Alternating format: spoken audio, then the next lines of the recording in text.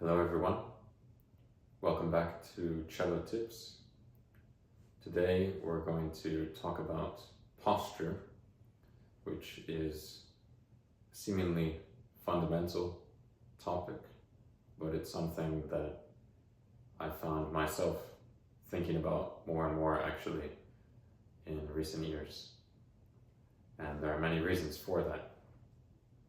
So there are many components that go into this, but we'll try to start from sort of ground up. So that being said, first thing, the length of the end pin and the height of the chair. So you want to create something in your posture that is as stable and balanced and natural as possible, because that's what's going to allow you to play for hours upon hours without getting tired, and it's also what is going to help you get the most natural, free, open sound.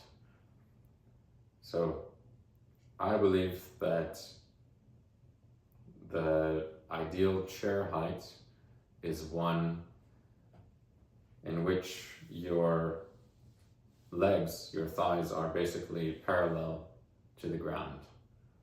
In other words, your knee is at the same height as your hip.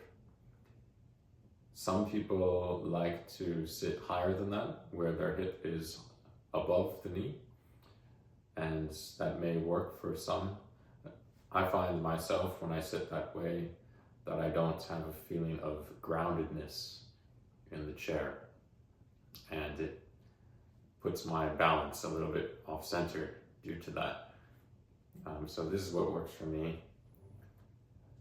The length of the end pin, this is another controversial subject where a lot of people use end pin as long as possible, others use very, very short. Of course, the Baroque cellists don't use any end pin at all. So my philosophy is basically you want to be in a place, holding the cello in a place that encourages you to place the bow where you want it to be, just automatically. So I actually change the length of the end pin depending on the repertoire I play.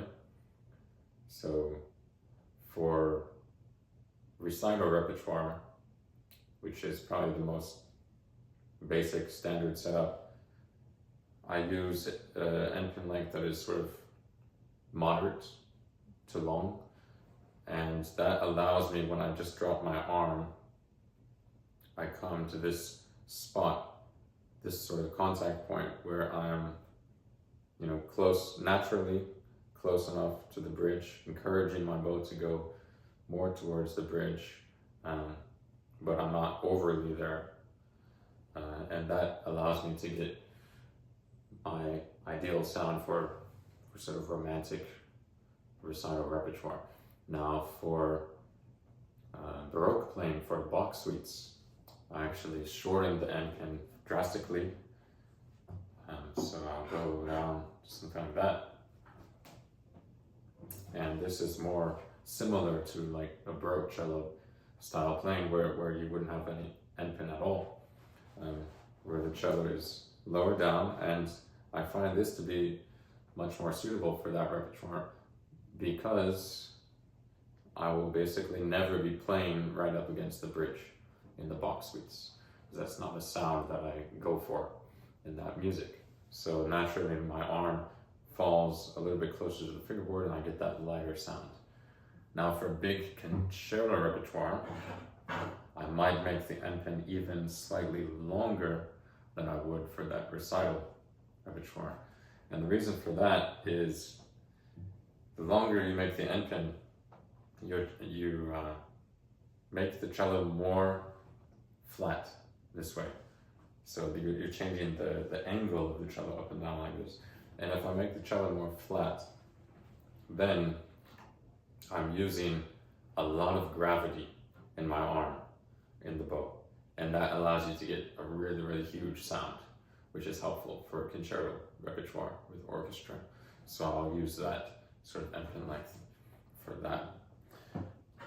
Now, next order of business is the way that you're actually seating with your body.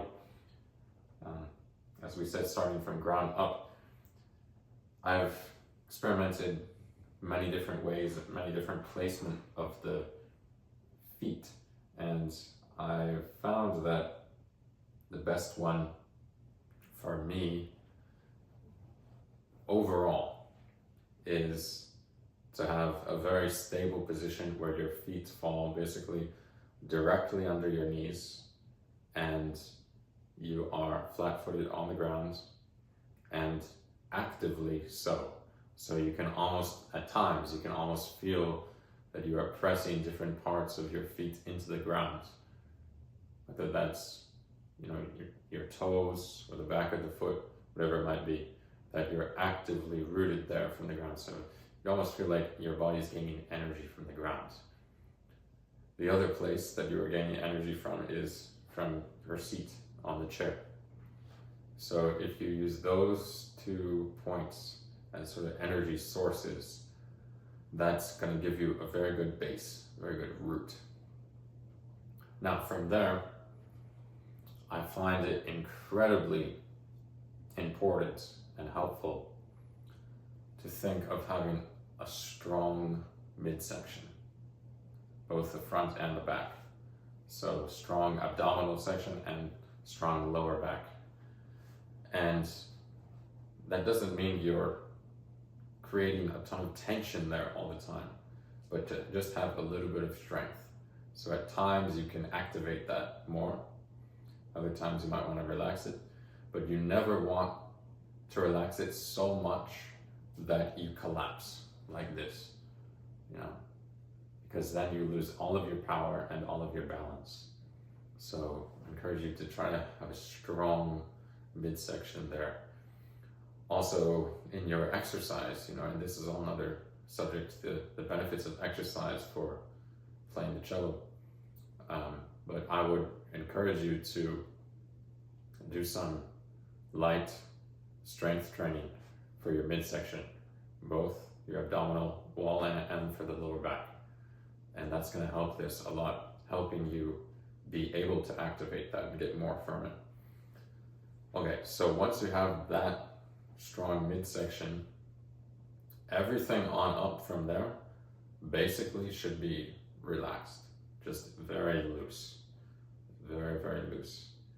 And you want to find that balance from what I mentioned, your feet, the seat in the chair, and your midsection. If that has strength and power, everything else is free, and you should be able to get a very free, very open sound that way without getting fatigued. Now, if I tense any part of my upper body, say my shoulders, which happens a lot, especially, well, first you can experiment with it right now. If you tense that, you cannot have the same power in your midsection and your seat in the lower body if you tense your shoulders. And additionally, if you tense that, it messes up all of the motor coordination in your hands and the arms. So you want this to remain very, very relaxed. And to always remember to have that strength in your core and also a good balance. So if you lean too much to the left side or too much to the right side, well, you're putting everything in your upper body off balance, and you're gonna have troubles that you run into that way. So I encourage you to try, at least as a starting point, to always have that balance. And if you're struggling with something in a technical passage in the piece, try to go back to this fundamental. Think of your good base, good balance, strong midsection, freedom of the upper body, and then try it. And it very well might solve your problem, whatever it might be. So I really encourage you to try that out.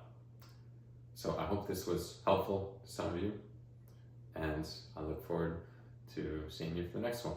Bye-bye.